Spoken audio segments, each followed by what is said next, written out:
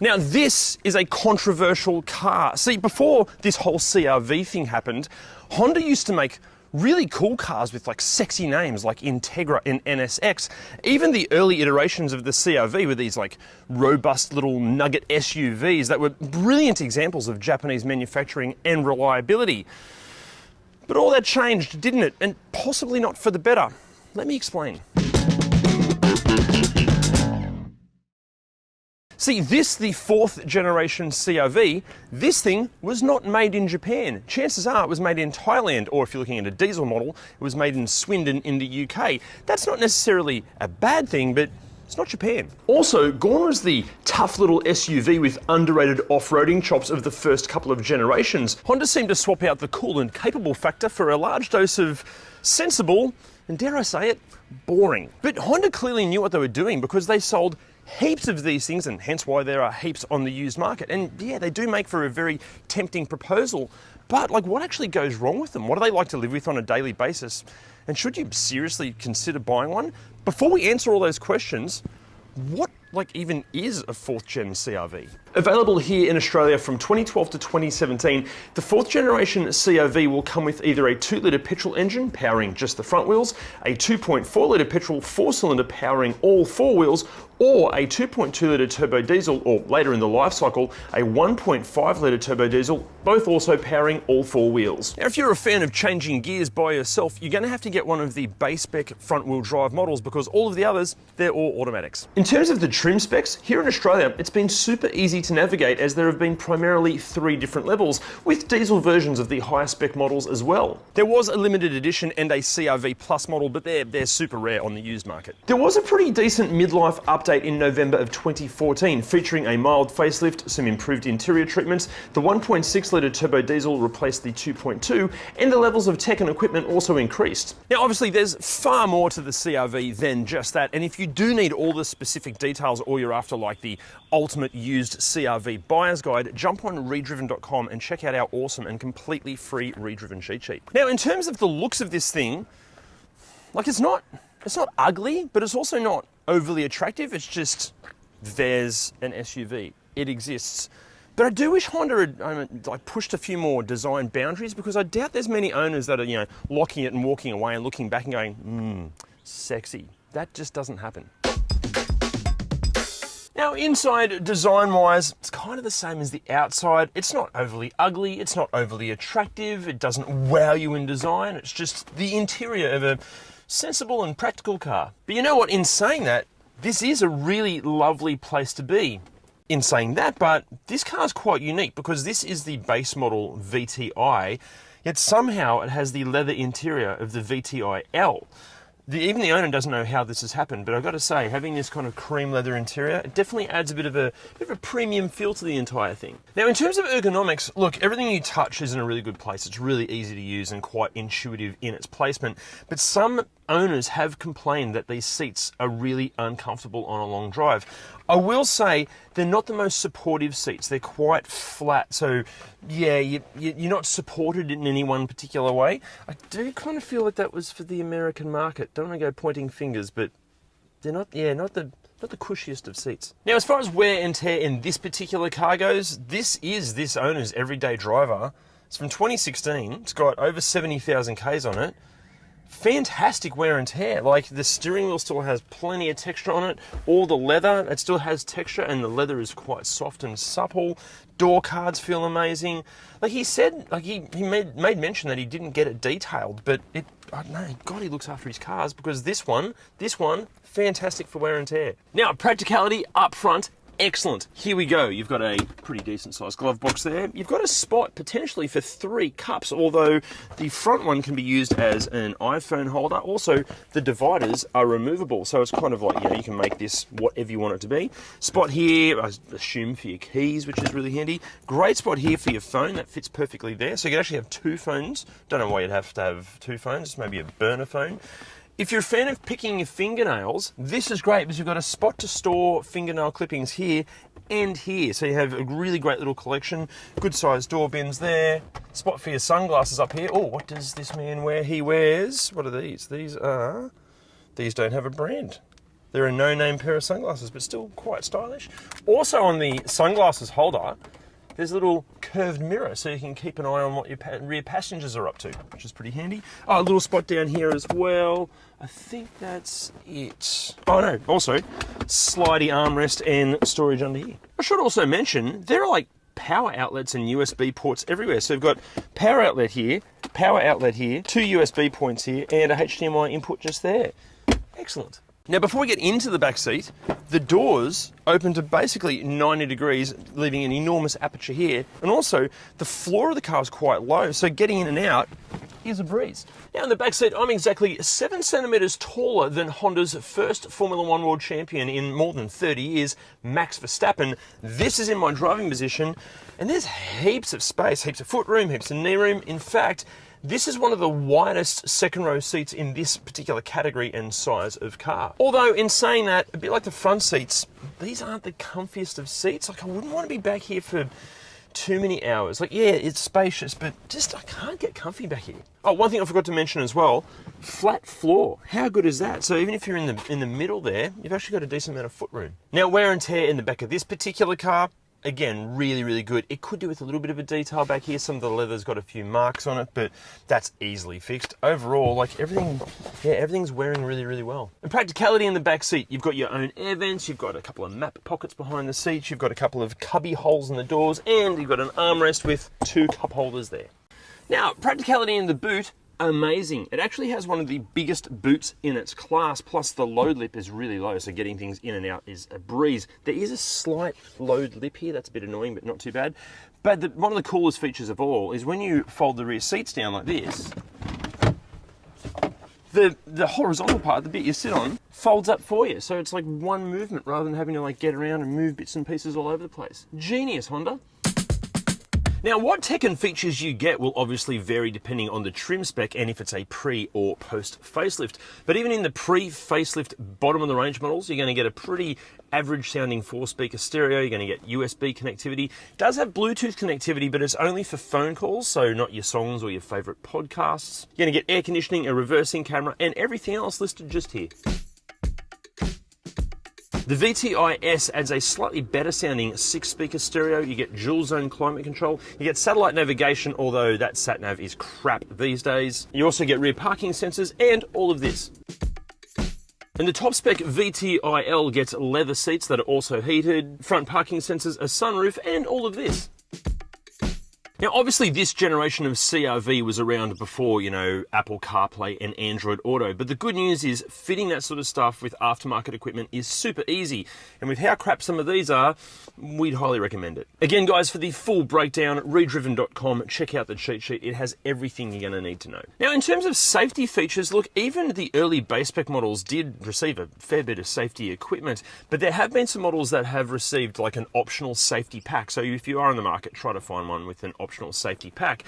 But to take you through what safety features that you can expect, considering this is a Japanese car made in Thailand, possibly in the UK, but has sold in huge numbers all around the world, to keep things multicultural, we're going to have my Canadian friend Perry tell you what it has. The safety equipment includes 6 airbags, electronic stability control, traction control, ABS, and an adaptive electric power steering system, which works with the stability control and initiates steering inputs to assist the driver to steer in the right direction in case of an emergency. Also, higher spec variants could be optioned with Honda's advanced driver assist system, which includes forward collision warning, a collision mitigation braking system, lane keep assist, and adaptive cruise control. Again, for the full safety details, ReDriven.com, everything you need to know is there.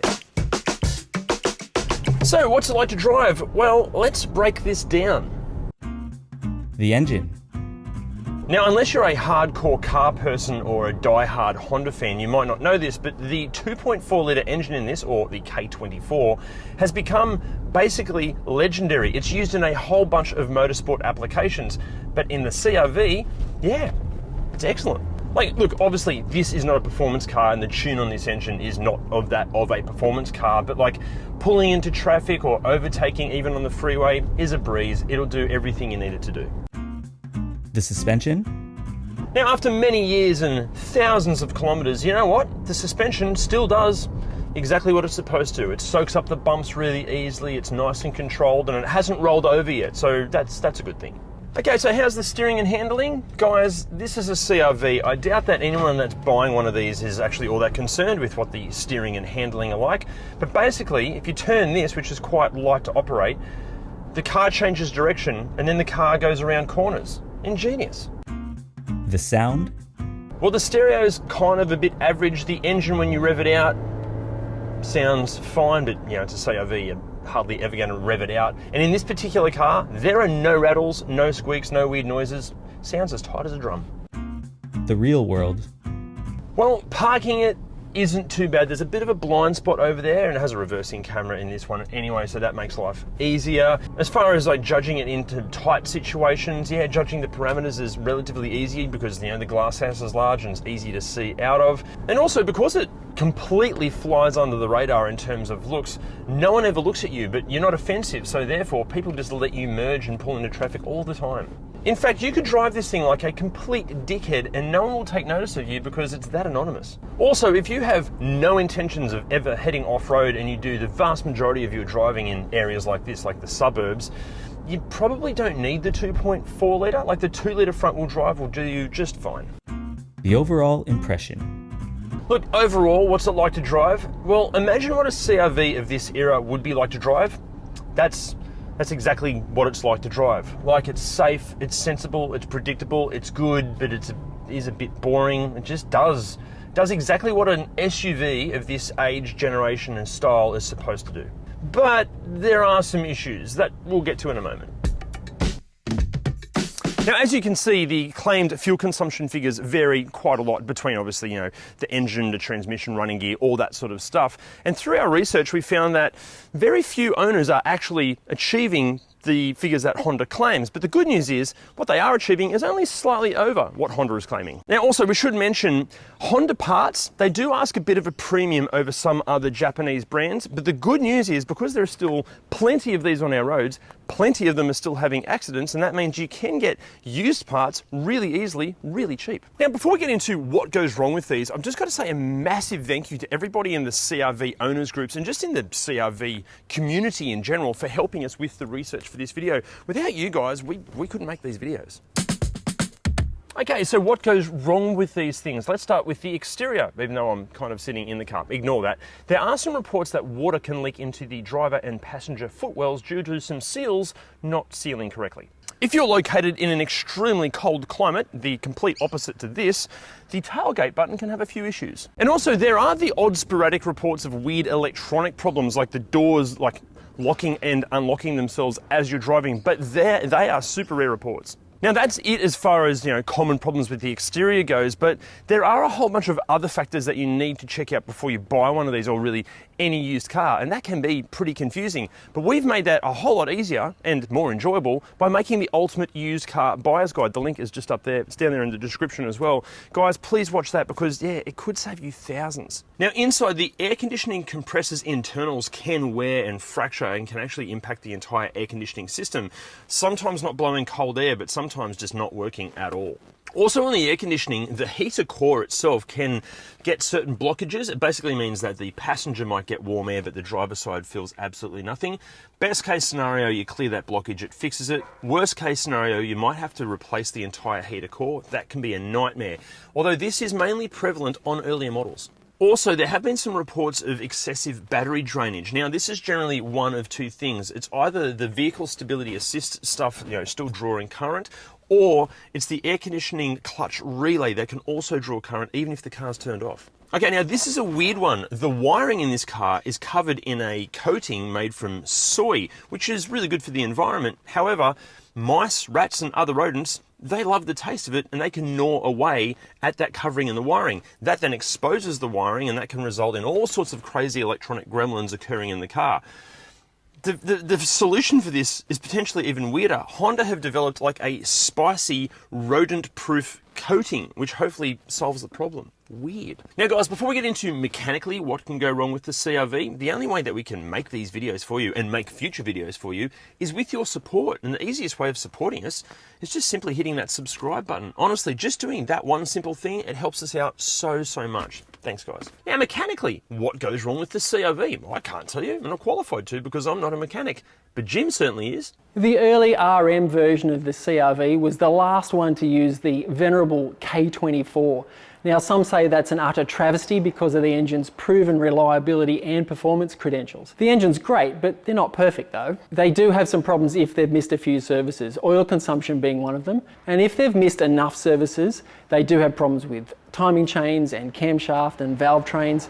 Occasionally we do see some issues with the VTEC solenoids, and they do develop a few oil leaks occasionally too. Later, the RW CRV offered the R20, normally aspirated engine. The engine's great for emissions, but terrible for clogged up inlets and coked up valves. And those are problems that the K24 never had, but the K24 is gone now and we've just got to let it go. And if you have one of these CRVs, here's a pro tip: don't miss services. And regular viewers of the channel know what I'm about to say. Service the thing every 10,000 kilometres. Now, the transmissions and the drive lines in these are pretty good, and Honda are one of those manufacturers that do agree that servicing transmissions is a good thing. None of this fill for life crap. If you stick to the schedules, which is 40,000 Ks for the transmission and 30,000 Ks for the diffs, you're extremely unlikely to have any problems with it. Look, I totally forgot to mention the 2.2 litre turbo diesel. They are widely considered to be reliable, with very few reports of the usual EGR and DPF and turbo complications that a lot of modern day diesels have. Although the stats are slightly skewed because there are less of them on the road. Look, it is unlikely, but sooner or later they are going to break, and because they're a diesel, they are going to cost more to repair. And because there's fewer of them on the road, that means long term there's going to be less parts available, so that could be a complication in the future too.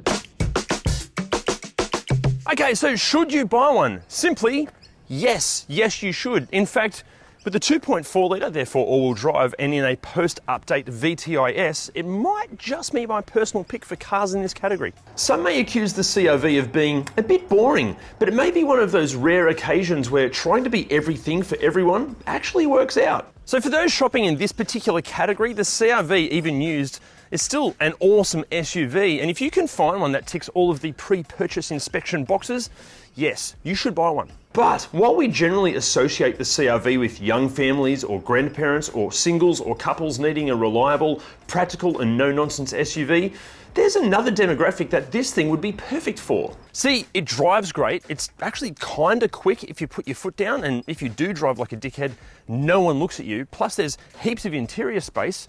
So if you're planning on robbing a bank or holding up a petrol station, this might be the getaway car for you. So guys, I've got a question for you. Do you buy one of these, or do you get a RAV4 or a CX-5 or a Bugatti Chiron, something like that? Let us know in the comments. See you next time. Practicality in the second row, you've got your own air vents, you've got a couple of storage. You've got your own air vents, you've got some mat pockets here, a couple of cubby holes on the me, mate. No, cubby holes, what do they call it? Cubby holes? What do we call them? You've got air vents, you've got a couple of mat pockets here, you've got a couple of cubby holes. Now, practicality in the boot, amazing. Now, practicality in the boot, amazing. This actually has one of the biggest Now, actual practicality in the boot is amazing. It actually has one of the largest cargo areas in its class, plus the aperture opening is huge, and the loading